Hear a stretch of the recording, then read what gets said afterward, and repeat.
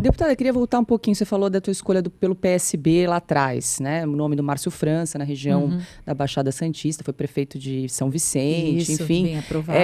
Bem aprovado. Quando houve esse apoio ao Lula, ele que na verdade ainda teve a ideia de aproximação do Geraldo Alckmin com o Lula. Exato. Houve alguma frustração nesse sentido? E aí, ele agora é ministro de Portos e Aeroportos, tem uma discussão aí em relação à privatização do Porto de Santos. O governador Tarcísio é um grande entusiasta da privatização, já havia um modelo, um desenho, pelo menos inicial, aí, de uma privatização enquanto ele foi ministro da Infraestrutura. Agora ele continua advogando pela causa, mas tem uma disputa aí com o governo federal nesse sentido. Então, queria trazer também para a discussão a questão do Porto de Santos. Você é de lá, né? Sim. Então...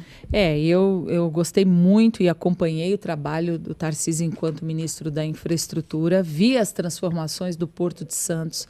Eu também me especializei na área portuária, porque viajei para muitos portos enquanto repórter, e eu estava com muita expectativa na privatização, na expectativa de geração de 60 mil empregos na nossa região, novas áreas, aumento da relação do porto com a indústria, que a gente infelizmente não tem no nosso porto. A gente exporta muita matéria-prima e o trabalho está ficando escasso lá, porque a mão de obra braçal é cada vez menos requisitada, os trabalhadores ali. Então, obras importantes que são necessárias na nossa região e que não saem. Vi a mudança do entendimento. Enquanto jornalista, eu acompanhei ex-presidentes da companhia sendo presos, né, por corrupção, loteamento dos cargos na companhia, e vi essa transformação durante a gestão do presidente Bolsonaro. Uma diretoria técnica que fez o porto, em vez de dar um prejuízo de 500 milhões de reais por ano, passou a dar lucro Sim. de 500 milhões. Já tem 2 bi nos cofres da SPA. Então, eu estava bem esperançosa. Aí houve a troca do governo e a mudança da ideologia. Esse governo entende que não é para privatizar o porto. E a gente tem que respeitar, porque é o governo que está aí. O Márcio França, por sua vez, como ministro, é até um ganho, porque é da nossa região e conhece o porto. Mas, nesse ponto, eu lamento, porque o porto tinha uma previsão, e a Baixada Santista, o Tarcísio fala com muita propriedade, esse processo todo de privatização do porto é a redenção da Baixada Santista, dos empregos na Baixada, obras importantes que nunca saíram do papel, há 100 anos não saíram do papel, porque não tem dinheiro.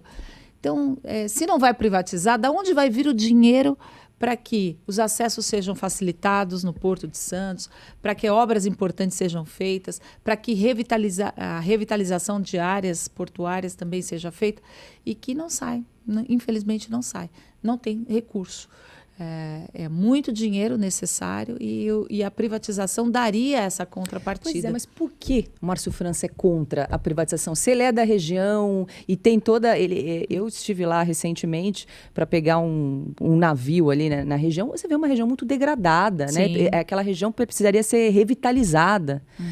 Fora, assim, o gigantismo do Porto de Santos, que é o maior da América Latina, em termos de volume de carga, né? Por que essa resistência? Ideológico, né? De não privatizar empresas públicas. Contra as privatizações. Contra as privatizações. Ainda mais agora que está dando lucro. E é lamentável isso, né? Porque havia todo um planejamento, inclusive no terminal de passageiros, você viu que o lugar é ruim. Horrível. Né?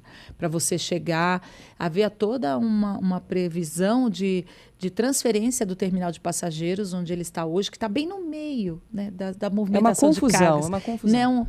E para a região central, de frente para o centro histórico da cidade, e inserido nesse contexto de integração do porto com a cidade, com o centro histórico, e tudo isso estava previsto.